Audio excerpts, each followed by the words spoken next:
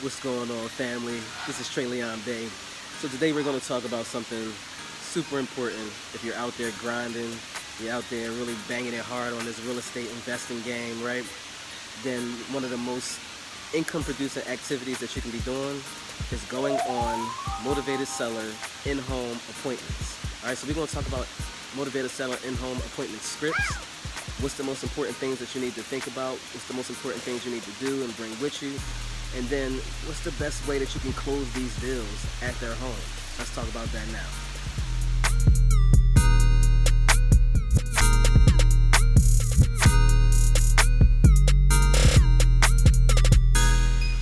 Alright, so you just got finished doing your phone calls, whether you're doing cold calls or you did a direct mail campaign. You got sellers calling your phone. You get on the phone with them, you see that they're a motivated seller, they're looking to sell, and you get your foot in the door and you actually make an appointment for a date that you're going to show up at the seller's house. Now this is really where the real work begins, because this is when you actually get deals closed, right? You can do mailing, marketing, and all that stuff all day long, but if you don't know how to get into the seller's home and actually make this thing a deal, it's not even a business at that point, all right? So what I want to really start off with is that when you're doing an in-home appointment with the seller, it's almost like an art. It's really like an art when it comes down to you, the exact steps that you have to do, the things that's good to say and the things that's not good to say, the way you say it, you know what I mean, the way that you're actually having conversation with the seller, the certain questions that you ask, all those things have to be almost purposeful. Like, you have to really, I would recommend going on a whole bunch of seller appointments so that you can get the flow of it, so you can understand it. And so what we've done is we've gotten so to the T with everything that we do and everything that we say, because we've went on so many, so that way we know, okay, when we said this, that didn't really work out, that kind of took us the opposite way of where we were trying to go. So we take that out of the script. And then when we say certain things and they get an immediate reaction, or we get them to take action fast, we'll add that to the script. And so it's to the point where now we know we do A, B, C, D, E, F, G, and we don't go outside of that, because we know these things work repetitiously. And so if I go to an appointment, let's say I make phone calls and I schedule 10 appointments, I know 60-70% of the time, if that seller lets me in the door, then I'm going to get that deal on contract because of the way that we have it structured, and also because of the way that we structure our deals and do our offers. And so all of those things come together where I know my numbers. All right, so it's like an art. So eventually you're going to get better and better at it as you do it. The quickest way is, of course, to just use someone else's script or presentation or structure in the way that they do it, and then molding it to fit your personality, so that way you don't have to start from scratch and you don't have to go to hundreds of appointments before you actually get this thing. All right, so you want to practice it over and over and over as much as possible. All right, so this is a real art. You're not going to be perfect when you first do it, but if you do have a script and you have a presentation, like the way that we do it, we actually have a presentation that we give to coaching students where they can actually read the presentation. They don't even have to memorize anything. They can sit there with the seller and go through the presentation and read word for word. And that way it makes them a lot more comfortable when they're in the face of a seller and it's one of their first times. All right, so it's an art, guys. The number one thing that you want to think about is you want to be able to have confidence in yourself. Okay, now this starts before you even get to the door of the seller. Now if you have to sit in the car, you have to do a pump up and pump your spirit up in whatever way that whatever way you do that, and whatever way that works for you, then you want to sit in the car until you're totally confident. All right, you know who you are, right? You know that you're not thinking about what somebody might think of you, or what they might say, or if they say no, they're not going to go forward with it. All of those things is you're not thinking about those things. You're confident in who you are and why you're there. All right, and that's the second thing. You want to make sure that you're there, and you know that you're there to provide a solution.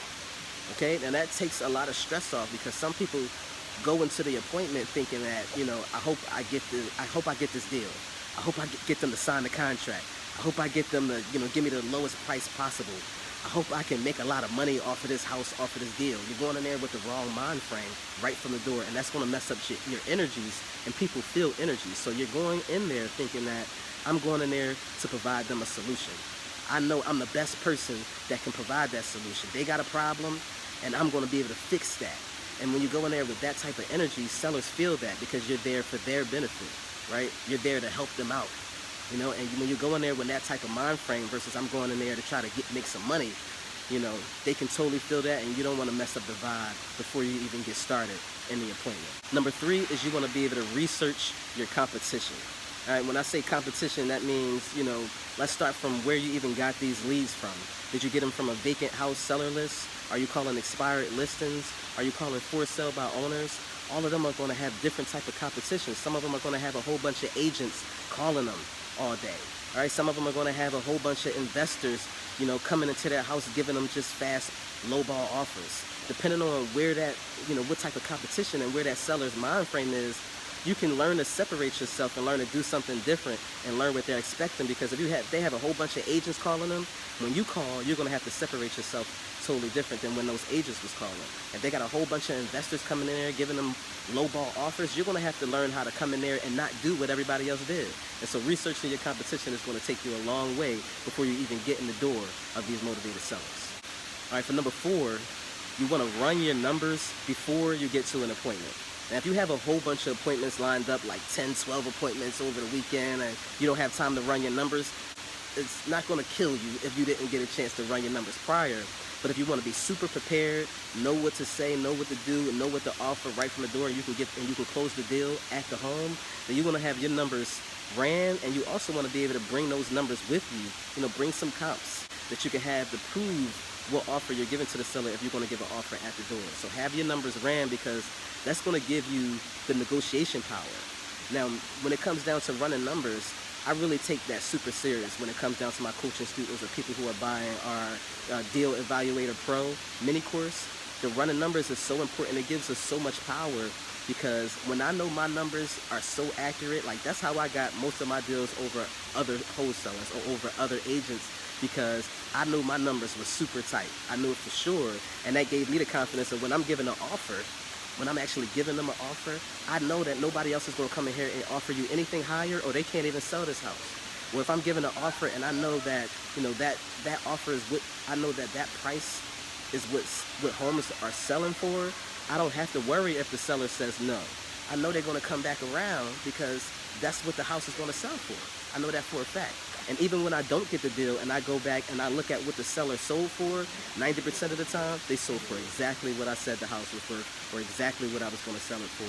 And so that gives you confidence when you're negotiating, because you're sure and you're standing on solid ground. You're not just like, you know, putting stuff out in the air. All right, number 5 is you want to role play and practice your script and your presentation as many times as possible before you get to the appointment. All right, so take this thing serious. This is like a sports game, right? This is like, you know, you taking a title fight and you're about to box and get in the ring with someone, right? You want to be able to practice like you are a gladiator. Practice like you're the top sports player. You know, find your partner and practice with them, or, you know, get your mom, get your children, whoever it is that'll sit there and go over the script with you. Take it super serious. Before you even get to the appointment, you should have been practicing the script so much that now you know it by memory, or now you know the objections and what to say and how to say it, and yet nothing about it is uncomfortable to you because you practice so much. All right? So make sure that you practice prior to even going to the seller's appointment.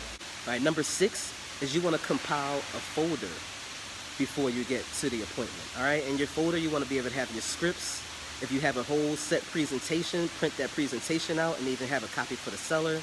You want to have your contracts with you, and also you want to have your repair estimate sheet. All of those are very important to have inside of your seller's folder, so that way you're super prepared when you get in there. You look professional, you're not all over the place, and you have everything that you need right then and there to be able to close the deal. Number 7 is you want to be able to build rapport and find commonality with the seller. Now, when you're in that seller's home, it seems, you know, you want to make it business, so it's going to be very strategic on, you know, what you're in there for and stuff like that, but you also want to be able to make it really light. All right, you want to be able to build rapport with the seller, meaning that, you know, when it's something that, when you build a relationship with somebody, it's much different. You're going to be able to, they're going to remember you versus someone else that just came in there and just gave an offer right off the top. And so when you're building rapport with the seller, actually listen to what they're saying. Listen to the things that make them excited. Listen to when they tell you certain things about their life, and ask different questions. Ask deeper questions. Find out about them. Get to know them a little bit more. And then find commonality, meaning that when you find that they said something that you have in common with them, Get excited about it too. Talk deeper about that with them. I had one time, one seller that I remember, we talked about music. You know, he was in the music back in the day. He was an older guy, but he talked about his music career, and he got really excited about that. And music, the music industry was my very first LLC, very first company that I started. And so when he started getting excited about the music industry, I got excited too. And I was like, oh my God, like that's so awesome that you've done that, that you have that experience. Here's my experience. And we talked about that for quite some time before we even got into the business part of it. And he felt so comfortable talking to me that he actually gave me a call a few times after the appointment just to talk small talk, just to talk about music or to talk about sports or something like that, because he was comfortable, because we built a relationship over and beyond our business deal that we were talking about. All right. Number 8 is you want to be able to ask deep questions to find out their deep motivation.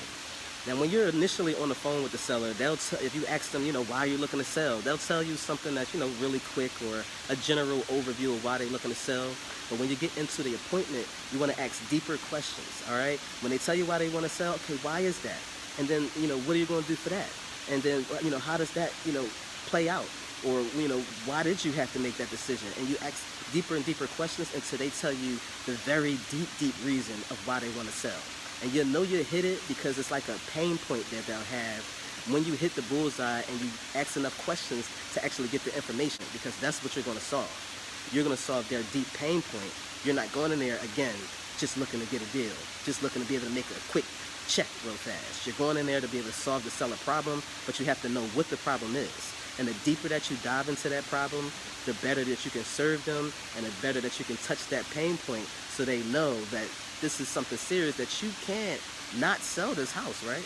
You can't not sell it because you just told me that what the situation is. So what can we do here to make sure that this is sold and sold in the right way, in the right manner, that'll solve your problem?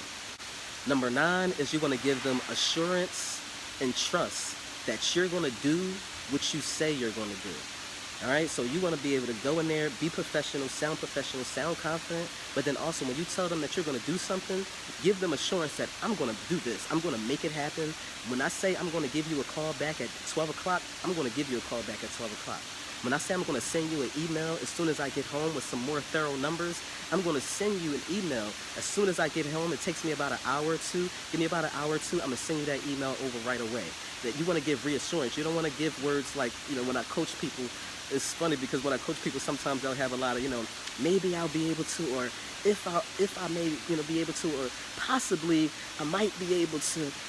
Don't use those type of words, because that gives people iffy. Like, okay, you're not serious, or you might not really do it. You want to be confident, like, I'm going to get that happen. And you want to make sure that you assure them, like, when I say I'm going to do something, I'm going to make sure that I do it. I communicate. If I can't do it, I'm even going to communicate that I can't make it happen if I really can't make it happen. All right. So give them that assurance and that trust factor that you are who you say you are, and you do what you say that you're going to do. And number 10 is that you don't need to do the seller appointment inside the seller's home. All right. Now, you know, disclaimer, if you're just beginning and you're just starting out, I recommend that you go to all the seller appointments that you can. Even if the seller isn't serious or isn't motivated, still go to that seller appointment, because I want you to be able to do this over and over and over and over again as much as you can to be able to get the practice. All right. To be able to become a vet and a master at this, you have to actually do it first. But once you've done it for a while, you don't even have to start having seller appointments. You can actually start closing sellers on the phone. That's the most exciting part of this game, is that when you get good at it, you don't have to work as hard. But when you first start out, you got to put that work in, and you can't skip that step. All right. But once you get good at it, you know, you can visualize being at that house, being at that appointment, talking with that seller, and you know the exact things to say on the phone. You know how to build a rapport on the phone. And on the phone, you can actually do multiple touches. And so if you can't get all the information off of one touch, you can just simply call them back another day, and then call them back another day, and then follow up another day with the same, you know, with the script in succession, just not all at one time. And so that's the beauty of being able to close people on the phone. And actually what we just did is I upgraded the confidence building seller phone scripts, and I just now updated it, and I added onto their bonuses. All right, so I added on a bonus of another script, a cold calling vacant house seller phone script, and I also added in there two follow-up scripts. A follow-up script for a cash offer and a follow-up script for a lease option seller finance offer.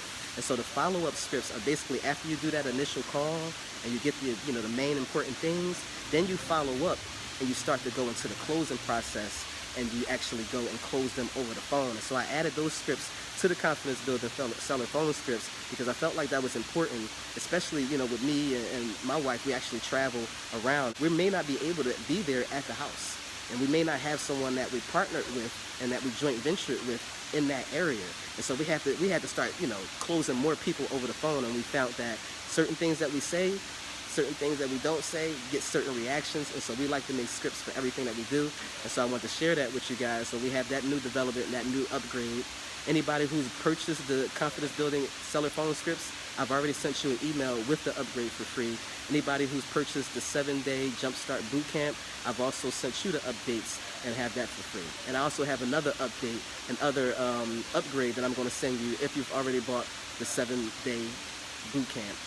I'm going to send you over another upgrade, all right? And if you haven't bought the 7-day Jumpstart Bootcamp course, then you're already going to have those upgrades waiting for you when you get inside of the course, all right?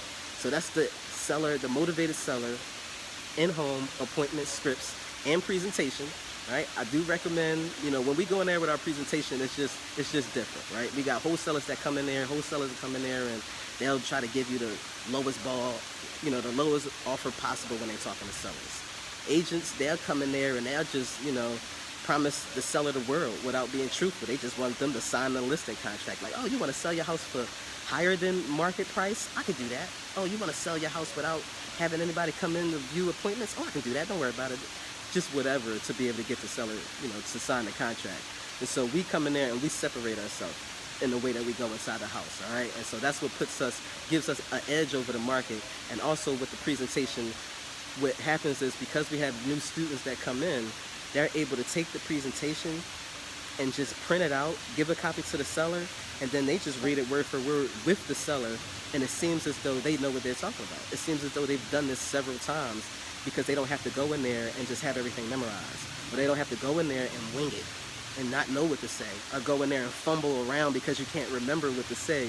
It just, literally, that's one of the best parts about the courses that I've been getting from students, is that, this made me so confident to go in there and just go right into the deal and get this deal closed because I have everything already laid out, and then I don't have to really seem like I'm a newbie coming through and not knowing what to say.